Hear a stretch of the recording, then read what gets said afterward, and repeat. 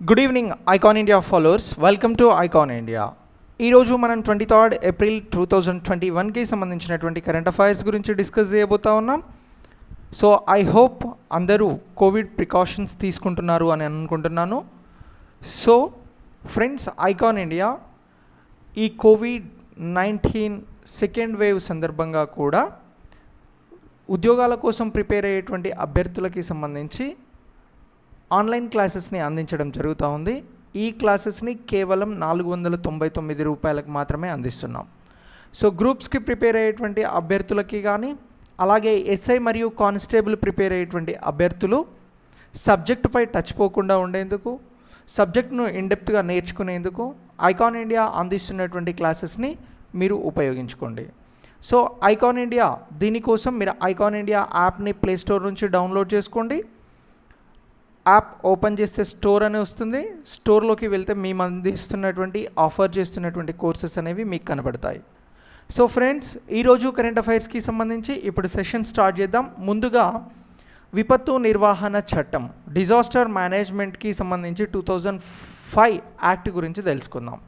So ఈ యాక్ట్కి సంబంధించి ఏ అంటే ఇప్పుడు ఈ యాక్ట్ గురించి ఎందుకు తెలుసుకోవాలి, కొత్తగా ఈ యాక్ట్కి సంబంధించి ఎలాంటి చర్యలు భారతదేశంలో తీసుకుంటున్నారు, అలాగే ఈ 2005 యాక్ట్ ఏం చెప్తుంది, విపత్తులకి సంబంధించి విపత్తులు నిర్వహణ అనేది చాలా చాలా ఇంపార్టెంట్ అండి. విపత్తులకి సంబంధించినటువంటి టాపిక్ నుంచి ఎగ్జామ్లో మనకు క్వశ్చన్స్ ఉంటాయి. సో డిజాస్టర్ మేనేజ్మెంట్కి సంబంధించినటువంటి అంశం పైన ఫోకస్ చేస్తూ ఈ సబ్జెక్ట్ గురించి ఇప్పుడు తెలుసుకుందాం. సో ఇప్పుడు కరోనా సెకండ్ వేవ్ సందర్భంగా చాలా హాస్పిటల్స్లలో ఎవరైతే కరోనా వైరస్ సోకినటువంటి వారు ఎవరైతే ఉన్నారో వారంతా కూడా ఆక్సిజన్ కొరతను ఎదుర్కొంటూ ఉన్నారు. సో దీనికి సంబంధించి ఈ ఆక్సిజన్ కొరతను తీర్చేందుకోసం అని చెప్పేసి ఇటీవల హోంమంత్రిత్వ శాఖ ఏం చేసింది అని అంటే డిజాస్టర్ మేనేజ్మెంట్ యాక్ట్ 2005, దాన్నే విపత్తు నిర్వహణ చట్టం 2005 అని అంటున్నాం, దానిని మళ్ళీ ఒకసారి దానికి సంబంధించినటువంటి ఆదేశాలను జారీ చేయడం జరిగింది. 2019లో గుర్తించబడినటువంటి కరోనా వైరస్ ఏదైతే ఉందో ఆ వైరస్ సందర్భంగా గత ఏడాది కూడా 2020లో ఈ డిజాస్టర్ మేనేజ్మెంట్ యాక్ట్కి సంబంధించి, విపత్తులు నిర్వహణ యాక్ట్కి సంబంధించి చాలా అంశాలను దాని పరిధిలో ఉంచడం జరిగింది. మనందరికీ తెలిసిన విషయం. ఇప్పుడు కోవిడ్-19కి సంబంధించి ఈ విపత్తును సమర్థవంతంగా నిర్వహించడం కోసం, అంటే సమర్థవంతంగా ఎదుర్కొనేందుకోసం ఈ యాక్ట్ని మళ్ళీ ఒకసారి తీసుకురావడం జరిగింది. ఓకేనా? మరి ఇది మొట్టమొదటిసారి మనం ఎప్పుడు తీసుకొచ్చారు అని అంటున్నాము అని అంటే 2005లో డిజాస్టర్ మేనేజ్మెంట్ యాక్ట్ అనేది ఏదైతే ఉందో ఆ యాక్ట్ అనేది వచ్చింది. సో ఎప్పుడు అని అంటున్నాం, 2005లో దాన్ని ఆమోదించారు ఉభయ సభలలో అని చెప్పేసి అంటా ఉన్నాం. మరి ఇది ఎప్పుడు అమల్లోకి వచ్చింది అని అంటే జనవరి 2006. ఫర్ ఎగ్జాంపుల్, క్వశ్చన్ అనేది మనకు రానున్నటువంటి ఎగ్జామ్స్లో ఇలా అడగడానికి ఆస్కారం ఉంది జీకే పాయింట్ ఆఫ్ వ్యూలో. ఎలా అని అంటే, ఇటీవల కరోనా సమయంలో డిజాస్టర్ మేనేజ్మెంట్ యాక్ట్ను హోంమంత్రిత్వ శాఖ విధించడం జరిగింది కదా. సో ఈ యాక్ట్ అనేది ఎప్పుడు అమల్లోకి వచ్చింది అని అడగవచ్చు. అప్పుడు మనకు ఆప్షన్స్లలో 2005 అని ఇవ్వచ్చు, 2006 అని ఇవ్వచ్చు, 2007, 2004 ఇలా ఇచ్చినప్పుడు మనం అమలు అన్నారు కాబట్టి 2006 అని చెప్పేసి చెప్తే సరిపోతుంది. అలాగే ఈ యాక్ట్ని ఎప్పుడు ఆమోదించారు అని అంటే 2005 అని చెప్పేసి గుర్తుంచుకుంటే సరిపోతుంది. ఇంకా స్పెసిఫిక్గా ఏ మంత్లో ఇది అమల్లోకి వచ్చింది అని అంటే జనవరి 2006 అని చెప్పేసి గుర్తుంచుకుంటే సరిపోతుంది. సో జీకే బిట్లో అడగడానికి అవకాశం ఉంది. సో ఈ విపత్తుకి సంబంధించినటువంటి నిర్వచనం ఏంటి మరి? ఇక్కడ డిజాస్టర్ అని అంటున్నాం.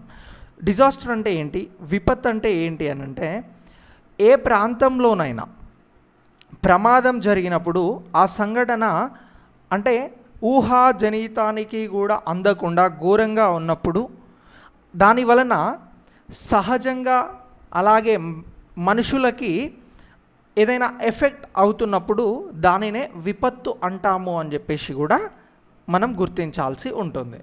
సో దీనికి సంబంధించినటువంటి ప్రధానమైనటువంటి లక్షణాలను కూడా ఒకసారి మనం తెలుసుకోవాల్సి ఉంటుంది.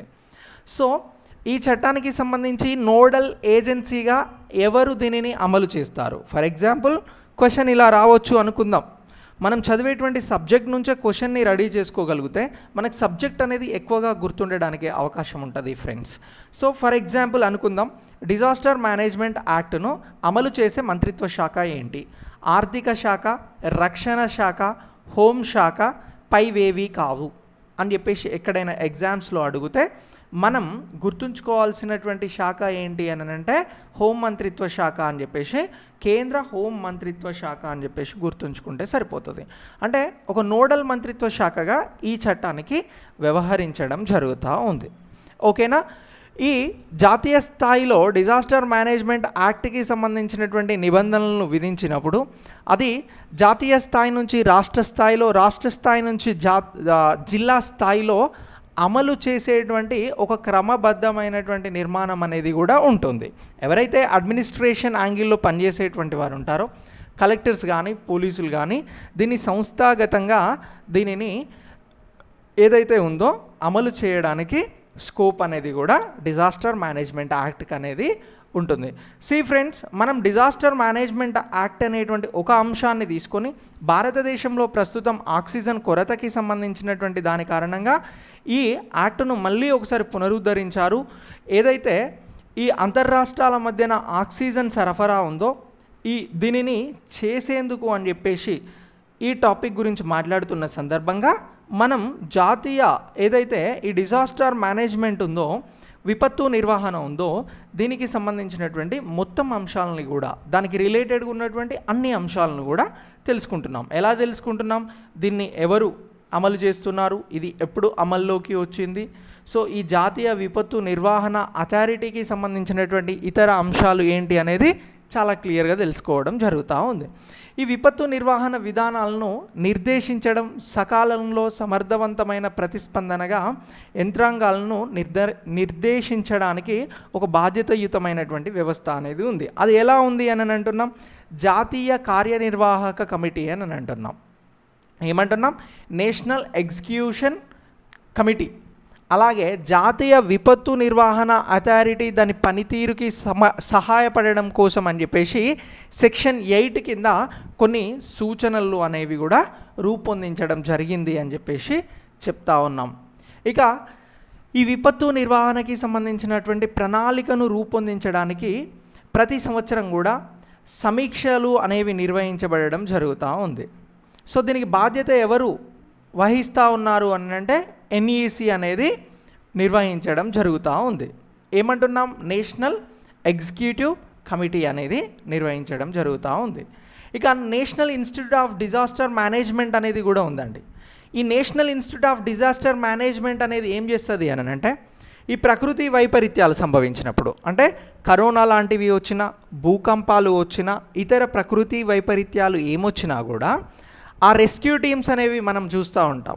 సో వాటికి సంబంధించినటువంటి శిక్షణ కానీ, సామర్థ్యానికి సంబంధించినటువంటి అభివృద్ధి కార్యక్రమాలకి సంబంధించి కూడా ఇది ట్రైన్ చేయడం జరుగుతూ ఉంది. ఇక ఈ జాతీయ విపత్తు ప్రతిస్పందనకి సంబంధించినటువంటి ఈ శిక్షణ పొందేటువంటి ప్రొఫెషనల్స్ కూడా ఉంటారండి. సో దీనిని కూడా మనం జస్ట్ నోట్ చేసుకుంటే సరిపోతుంది. ఓకేనా? ఇక జిల్లా స్థాయిలో, రాష్ట్ర స్థాయిలో జాతీయ విపత్తు ప్రతిస్పందనకి సంబంధించి, అంటే అత్యవసర ఎమర్జెన్సీకి సంబంధించినటువంటి ప్రతిస్పందన ఏదైతే ఉంటుందో దానికి సంబంధించినటువంటి నిధులు అనేవి ఉంటాయి కదా, ఆ నిధుల సృష్టికి సంబంధించి కూడా కొన్ని విధి విధానాలు, నిబంధనలు అనేవి కూడా ఈ యాక్ట్లో చెప్పడం జరుగుతూ ఉంది. ఎప్పుడు వచ్చినటువంటి యాక్ట్ అని అంటున్నాం? 2005 డిజాస్టర్ మేనేజ్మెంట్ యాక్ట్కి సంబంధించినటువంటి అంశంగా దీనిని మనం ఇక్కడ తెలుసుకోవడం జరుగుతూ ఉంది. ఓకేనా? ఇక ఈ చట్టం కింద సెక్షన్ 51 గురించి ప్రత్యేకమైనటువంటి ఈ డిజాస్టర్ మేనేజ్మెంట్కి సంబంధించి విధించబడినటువంటి ఏవైతే ఉంటాయో, విపత్తుకి సంబంధించినటువంటి సందర్భంగా విధించబడేటువంటి, అమలు చేయబడేటువంటి అంశాలు ఏవైతే ఉంటాయో వాటిని ఎవరైనా అతిక్రమించినప్పుడు సెక్షన్ 51 అనేది అమల్లోకి తీసుకొస్తారు. ఈ సెక్షన్ 51 అనేది అమల్లో ఉంటుంది. దీన్ని బేస్ తీసుకొని వారికి జైలు శిక్ష కానీ, అలాగే జరిమానా కానీ, ఇలాంటి వాటిని విధించడం కూడా జరుగుతూ ఉంది. సో ఇలా ఈ మొత్తం టాపిక్ని కూడా మనం అర్థం చేసుకోవాల్సి ఉంటుంది. దేనికి సంబంధించి అని అంటున్నాం? విపత్తు నిర్వహణకి సంబంధించి. ఓకేనా? భారతదేశంలో గతంలో 2005 తర్వాత వచ్చినటువంటి విపత్తులకి సంబంధించి డిజాస్టర్ మేనేజ్మెంట్ యాక్ట్ అనేది పనిచేయడం జరుగుతూ ఉంది. ఈ కోవిడ్ టైంలో గత ఏడాది కానీ ఈ ఏడాది కానీ మనం ఈ డిజాస్టర్ మేనేజ్మెంట్కి సంబంధించినటువంటి అంశాలను గురించి రెగ్యులర్గా మాట్లాడుతూ ఉన్నాం. దానికి సంబంధించి తెలుసుకోవడం జరుగుతూ ఉంది. ఇక దీని తర్వాత అటల్ ఇన్నోవేషన్ మిషన్ గురించి తెలుసుకుందాం. ఏమంటున్నాం? అటల్ ఇన్నోవేషన్ మిషన్ అని చెప్పేసి అంటా ఉన్నాం. మరి ఏంటి ఈ అటల్ ఇన్నోవేషన్ మిషన్ అని అంటే ఇది దేనికి సంబంధించి చెప్తున్నటువంటి అంశం? సో ఈ అటల్ ఇన్నోవేషన్ మిషన్కి ఉన్నటువంటి ప్రాధాన్యత ఏంటి అని అంటే చాలా ప్రాధాన్యత ఉందండి. ఎందుకు అని అంటే కేంద్ర ప్రభుత్వం ఇన్నోవేటివ్గా కొన్ని అంశాలకి చాలా ప్రాధాన్యతనివ్వడం జరుగుతూ ఉంది. మేక్ ఇన్ ఇండియా కావచ్చు, ఇతర కార్యక్రమాలు కావచ్చు, కేంద్ర ప్రభుత్వం తీసుకుంటున్నటువంటి చాలా కార్యక్రమాలకి కూడా ఇది ఒక ఊతం ఇచ్చేలాగా, సపోర్ట్ ఇచ్చేలాగా ఈ మిషన్ అనేది పనిచేస్తూ ఉంది. సో నీతి ఆయోగ్కి సంబంధించి ఇప్పుడు ఏం చేసింది అని అంటే ఈ అటల్ ఇన్నోవేషన్ మిషన్కి సంబంధించినటువంటి కార్యక్రమాన్ని ప్రారంభించడం జరిగింది. ఎవరు ప్రారంభించారు అని అంటున్నాం? నీతి ఆయోగ్ ప్రారంభించింది అని అంటున్నాం. సో దీనికి సంబంధించినటువంటి ఏంటి అని అంటే ఇక్కడ ఏదైతే ఈ ఇన్నోవేషన్స్కి సంబంధించినటువంటి మార్కెట్ రెడీనెస్ అండ్ ఎంటర్ప్రెన్యూర్షిప్కి సంబంధించి ఈ నీతి ఆయోగ్ ఈ కార్యక్రమాన్ని తీసుకోవడం జరిగింది. ఏ కార్యక్రమాన్ని అని అంటున్నాం? Atal innovation mission. దానినే AIM అని చెప్పేసి పిలవడం జరుగుతూ ఉంది.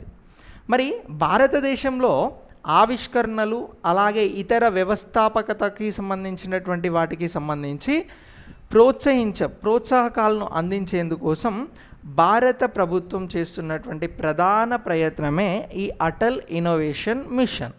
మరి ఈ మిషన్కి కొన్ని లక్ష్యాలను నిర్దేశించడం జరిగింది. ఏం లక్ష్యాలను ఇచ్చింది భారత ప్రభుత్వం, ఎలాంటి లక్ష్యాలతో ముందుకు వెళ్తుంది అనేది కూడా మనం కాన్సెప్ట్ బేస్డ్గా తెలుసుకోవాల్సి ఉంటుంది. అవునా? సో క్వశ్చన్ ఇలా అడగడానికి అవకాశం ఉందండి. రానున్న ఎగ్జామ్స్కి సంబంధించి ఆవిష్కరణలను ప్రోత్సహించేందుకు భారత ప్రభుత్వం తీసుకున్నటువంటి కార్యక్రమం ఏంటి? మేక్ ఇన్ ఇండియా కావచ్చు, అటల్ ఇన్నోవేషన్ మిషన్ కావచ్చు. సో ఇలా 4 ఆప్షన్లు ఇచ్చినప్పుడు మనం అటల్ ఇన్నోవేషన్ మిషన్ అనే దానిని కూడా ప్రత్యేకంగా గుర్తుంచుకోవాల్సి ఉంటుంది. ఓకేనా? లక్ష్యాలు అని అంటున్నాం. ఆర్థిక వ్యవస్థకి సంబంధించినటువంటి వివిధ రంగాలలో ఆవిష్కరణలను ప్రోత్సహించడానికి, పెట్టుబడిదారులకి సంబంధించినటువంటి అంశాలపైన దృష్టి పెట్టడానికి, వారికి సంబంధించి అంటే ఎవరైతే ఇన్నోవేషన్స్ని ప్రారంభించి ముందుకెళ్తారో వారికి సంబంధించినటువంటి అవకాశాలకి సంబంధించి ఇది ప్రత్యేకమైనటువంటి లక్ష్యాలను పెట్టుకోవడం జరిగింది. ఇక 2015లో గ్లోబల్ ఇన్నోవేషన్ ఇండెక్స్ అనేది ఒకటి ఉందండి. ఈ గ్లోబల్ ఇన్నోవేషన్ ఇండెక్స్లో భారత స్థానం ఎంత అనంటే 2015లో 81వ స్థానం. 2020కి వచ్చేసరికి గ్లోబల్ ఇన్నోవేషన్ ఇండెక్స్లో భారత స్థానం ఎంత అని చెప్పేసి ఎగ్జామ్లో క్వశ్చన్ రావచ్చు. అప్పుడు మనం చేయాల్సినటువంటి ఆన్సర్ ఏంది అని అంటే 48వ స్థానానికి చేరుకుంది 2020లో అని చెప్పేసి గుర్తుంచుకుంటే సరిపోతుంది.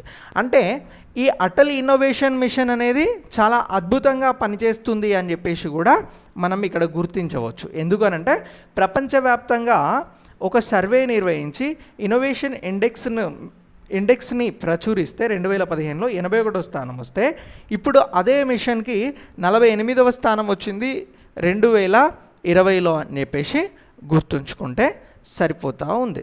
అవునా? సో ఇలా ఈ అటల్ ఇన్నోవేషన్ మిషన్కి సంబంధించినటువంటి అంశాన్ని కూడా మనం అప్డేట్ అయితే సరిపోతుంది. ఓకేనా? అటల్ ఇన్నోవేషన్ మిషన్ని ఇటీవల ఎవరు ప్రారంభించారు అనంటే నీతి ఆయోగ్. 2020లో గ్లోబల్ ఇన్నోవేషన్ ఇండెక్స్లో భారత స్థానం ఎంత అంటే 41, 2015లో ఎంత అనంటే అది 81గా ఉంది అని చెప్పేసి గుర్తుంచుకుంటే సరిపోతుంది. సరే, చిన్న కరెక్షన్, ఇక్కడ నేను 41 అన్నాను, 48 2020లో గ్లోబల్ ఇన్నోవేషన్ ఇండెక్స్లో భారత ర్యాంక్ అని చెప్పేసి గుర్తుంచుకోండి. ఎంత అని అంటున్నాం? 48 అని చెప్పేసి అంటా ఉన్నాం. ఇక దీని తర్వాత మనం అగ్రికల్చర్కి రిలేటెడ్గా ప్రారంభమైనటువంటి ఒక పోర్టల్ గురించి తెలుసుకుందాం. అది ఏంటి అని అంటే మధు క్రాంతి పోర్టల్ అని చెప్పేసి అంటా ఉన్నాం. సో దీనిని ఇటీవల కేంద్ర వ్యవసాయ మరియు రైతు సంక్షేమ శాఖ మంత్రి ఎవరు తోమర్ గారు ప్రారంభించడం జరిగింది. పోర్టల్ అని అంటున్నాం. ఏంటి అది వెబ్సైట్ లైక్ ఈ పోర్టల్ ఏంటి అని అంటున్నాం మధు క్రాంతి పోర్టల్ అని అంటున్నాం. మరి ఏంటి ఈ మధు క్రాంతి పోర్టల్ అని అంటే ఇది బీ కీపింగ్కి సంబంధించింది, తేనెటీగల పెంపకానికి సంబంధించి తేనెకి సంబంధించినటువంటి దాని కింద దీనిని ప్రారంభించడం జరిగింది. National bee keeping and honey mission అని చెప్పేసి దాన్నే NBHM అని చెప్పేసి పిలవడం జరుగుతూ ఉంది. దీని కింద ఈ వ్యవసాయ రైతు సంక్షేమ మంత్రిత్వ శాఖ ప్రారంభించడం జరిగింది. ఏంటి పోర్టల్ అని అంటున్నాం. పోర్టల్ అంటే ఇది ఒక డిజిటల్ ప్లాట్ఫామ్ అన్నమాట.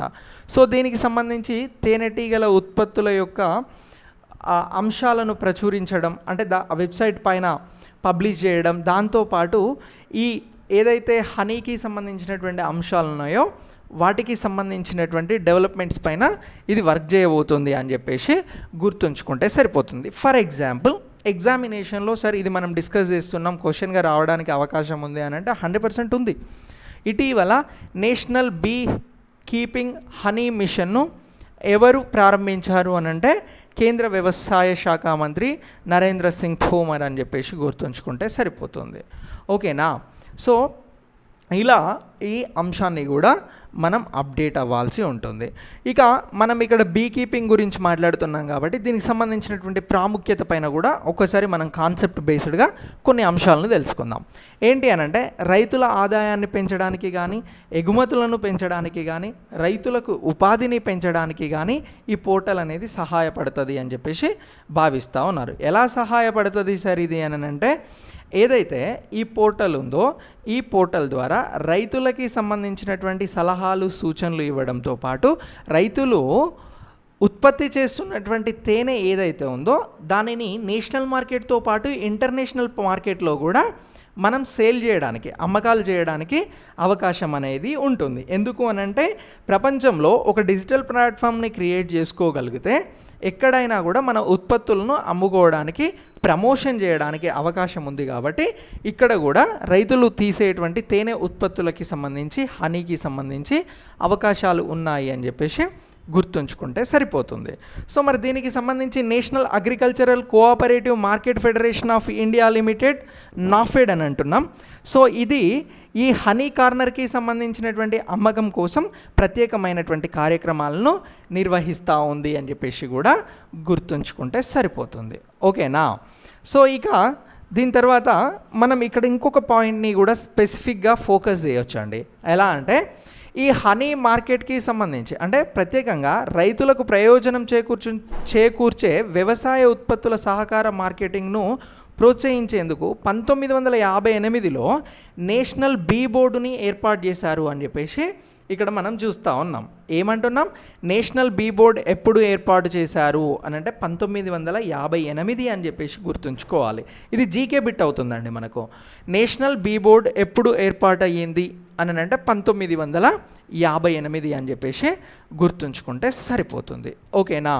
ఇక దీని తర్వాత స్మాల్ ఫార్మర్స్ అగ్రి బిజినెస్ కన్జర్టియం 2000లో అంటే 2000 సంవత్సరంలో సొసైటీస్ రిజిస్ట్రేషన్ యాక్ట్ ద్వారా 1860 ప్రకారం ఈ NBBC సొసైటీని నమోదు చేశారు. దీనిని 2006లో పునర్నిర్మించడం జరిగింది, అంటే రీస్టార్ట్ చేశారు. దేనికి సంబంధించి? స్మాల్ ఫార్మర్స్ అగ్రి బిజినెస్ కన్జర్టియంకి సంబంధించి. ఓకేనా? సో ఇలా దీనిని గుర్తుంచుకోవాల్సి ఉంటుంది. ఇంకా దీనికి సంబంధించినటువంటి లక్ష్యాలని కూడా ఇక్కడ స్పెసిఫిక్గా ఇవ్వడం జరిగిందండి. ఏంటి అని అంటే తేనెటీగలకి సంబంధించినటువంటి ఈ ఉత్పాదకత ఎలా వస్తుంది, ప్రొడక్టివిటీ అని అంటే పరాగ సంపర్కం ద్వారా వస్తుంది.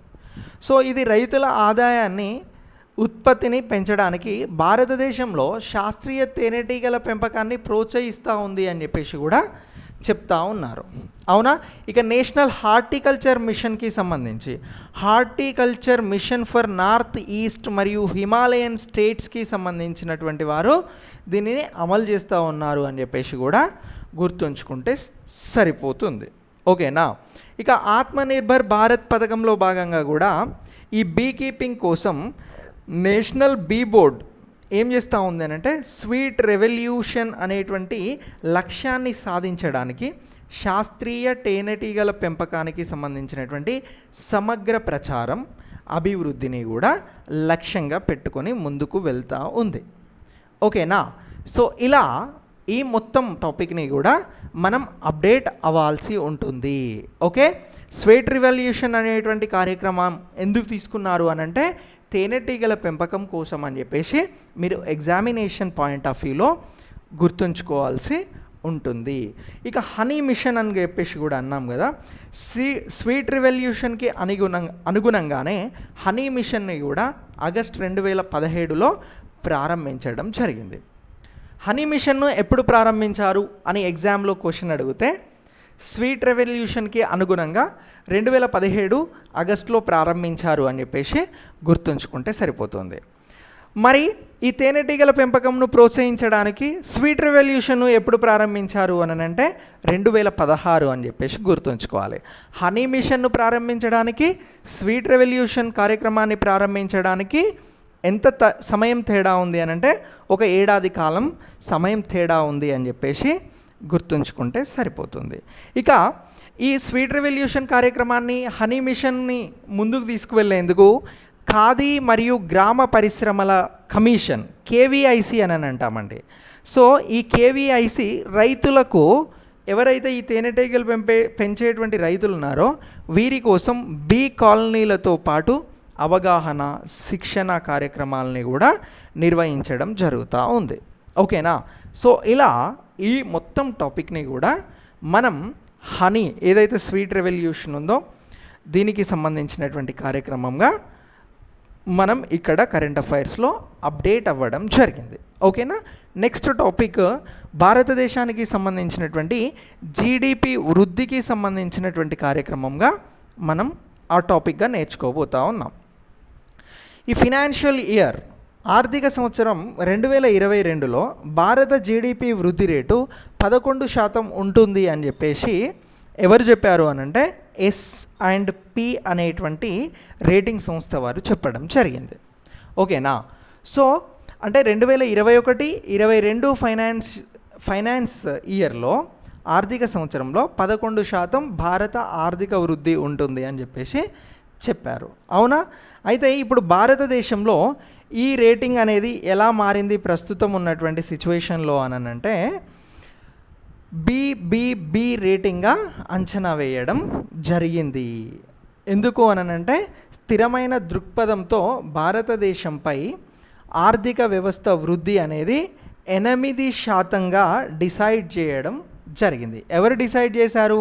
ఫినాన్షియల్ ఇయర్ 2021-22కి సంబంధించి 11% ఉంటుంది అని అనుకుంటే ప్రస్తుతం ఉన్నటువంటి సర్కమ్స్టాన్సెస్ అంటే కోవిడ్ సెకండ్ వేవ్ కావచ్చు, ఇతర కారణాలు కావచ్చు, రాష్ట్రాలు విధిస్తున్నటువంటి లాక్డౌన్స్ కావచ్చు, వీటి వలన ఈ వృద్ధి రేటు అనేది 8% కుదిస్తున్నాము అని చెప్పేసి S&P గ్లోబల్ రేటింగ్ సంస్థ అనేది ఫిక్స్ చేయడం జరిగింది భారతదేశానికి సంబంధించినటువంటి వృద్ధి రేటుగా. ఓకేనా? ఇక దీని తర్వాత మనం వరల్డ్ ఎనర్జీకి సంబంధించినటువంటి అంశం గురించి తెలుసుకోబోతూ ఉన్నాం. సో ఈ గ్లోబల్ ఎనర్జీ ట్రాన్సిషన్ ఇండెక్స్ అనేది 2021 సంవత్సరానికి సంబంధించి రూపొందించడం జరిగింది. మరి ఈ గ్లోబల్ ఎనర్జీ ట్రాన్సిషన్స్ ఇండెక్స్లో భారత్ ర్యాంక్ ఎంత 2021లో అని అంటే 87గా గుర్తుంచుకోవాల్సి ఉంటుంది. ఫ్రెండ్స్, ఇండెక్సెస్ అనేవి చాలా ఇంపార్టెంట్ అండి. 1 or 2 సమ్టైమ్స్ 3 క్వశ్చన్స్ కూడా మనం ఎక్స్పెక్ట్ చేయవచ్చు current affairs and GK point of వ్యూలో. జీకే అంటే ఇప్పుడు ఇటీవల జరుగుతున్నటువంటి చాలా ఎగ్జామ్స్లలో కూడా కాన్సెప్ట్ బేస్డ్గా అడుగుతున్నారు. అంటే ఇది ఫర్ ఎగ్జాంపుల్ ఈ ఎనర్జీ ట్రాన్సిషన్ ఇండెక్స్కి సంబంధించినటువంటి అంశాన్ని తీసుకుంటే దీనిని కాన్సెప్ట్ బేస్డ్గా క్వశ్చన్ అడగడానికి అవకాశం ఉంది. సో ఎన్ని దేశాలలో ఈ సర్వే నిర్వహించారు? గ్లోబల్ ఎనర్జీకి సంబంధించి భారతదేశం ర్యాంక్ ఎంత? ఈ సర్వే నిర్వహించినటువంటి వారు ఎవరు? అంటే క్వశ్చన్ ఒకటే కానీ 3 రకాలుగా దాన్ని అడగడం జరుగుతూ ఉంది. అప్పుడేంటి, మనకు ఆ అంశం పైన పూర్తి పట్టు అనేది ఉండాలి. ఇక భారతదేశం 87వ ర్యాంకులో ఉంది అని అంటున్నాం. మొత్తం ఎన్ని దేశాలలో ఈ సర్వే చేశారు అని అంటున్నాం? 115 దేశాలలో ఈ సర్వే చేయడం జరిగింది. ఎవరు చేశారు దీనికి సంబంధించి ఈ నివేదికను అంటే వరల్డ్ ఎకనామికల్ ఫోరం. దేనికి సంబంధించినటువంటి సర్వే ఇది అని అంటున్నాం? గ్లోబల్ ఎనర్జీ ట్రాన్సిషన్ ఇండెక్స్కి సంబంధించినటువంటి ఇండెక్స్ ఇది. ఓకేనా? సో ఇలా దీనిని గుర్తుంచుకోవాల్సి ఉంటుంది. ఈ గ్లోబల్ ఎకనామిక్ ఫోరంతో పాటు ఇంకెవరు అనంటే యాక్సెంచర్స్తో కలిసి ఈ ఇండెక్స్ని తయారు చేయడం జరిగింది అని చెప్పేసి కూడా మనం గుర్తుంచుకోవాలి. ఎవరెవరు తయారు చేశారు అని అంటున్నాం? వరల్డ్ ఎకనామిక్ ఫోరం అలాగే యాక్సెంచర్స్ కలిసి ఈ నివేదికను తయారు చేశాయి. ఇక ఐరోపాకి సంబంధించినటువంటి చాలా దేశాలు టాప్ పొజిషన్లో ఉన్నాయి. భారతదేశం ఎంత అని అంటున్నాం? ర్యాంక్ 115 దేశాలలో 87వ స్థానంలో భారతదేశం ఉంటే ఎనర్జీలో స్వీడన్ అనేది మొదటి స్థానంలో, నార్వే అనేది 2వ స్థానంలో, డెన్మార్క్ అనేది 3వ స్థానంలో ఇలా ఉంది. మరి 115 దేశాలకి సంబంధించి చిట్ట చివరన ఉన్నటువంటి దేశం ఏంటి అని అంటే జింబాబ్వే అని చెప్పేసి గుర్తుంచుకుంటే కూడా సరిపోతూ ఉంది.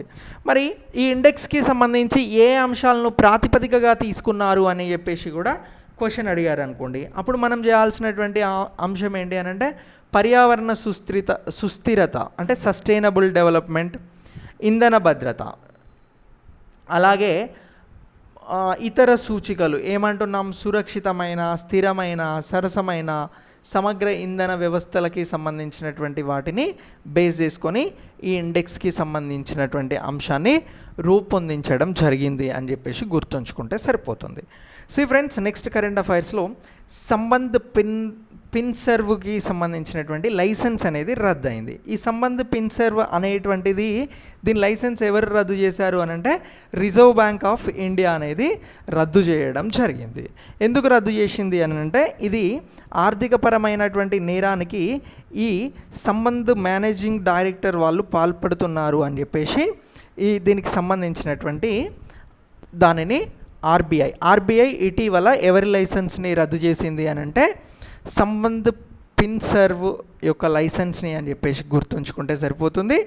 సో ఇక దీనికి సంబంధించి ఎందుకు కారణం అంటున్నాము అని అంటే ఇది ఆర్థిక నేరానికి సంబంధించి లోపాలు ఉన్నందువలన, అంటే ఇక్కడ చాలా క్లియర్గా చెప్తున్నారు.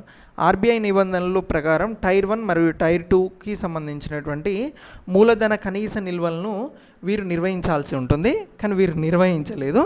అందుకు గాను దీనిని రద్దు చేయడం జరిగింది. ఓకేనా? ఇది ఎకానమీ పాయింట్ ఆఫ్ వ్యూలో గుర్తుంచుకోండి. సో ఈ సంబంధ్ పిన్సర్వ్ ప్రైవేట్ లిమిటెడ్ అనేది ఎప్పుడు స్థాపించారు అని అంటే 1992లో స్థాపించారు. దీనికి సంబంధించినటువంటి ప్రధాన కార్యాలయం ఎక్కడ ఉంది అని అంటే ఒడిషా రాష్ట్రంలో ఉంది అని చెప్పేసి గుర్తుంచుకుంటే సరిపోతుంది. ఓకేనా? ఇక ఇది చాలా చాలా ఇంపార్టెంట్ బ్రదర్స్.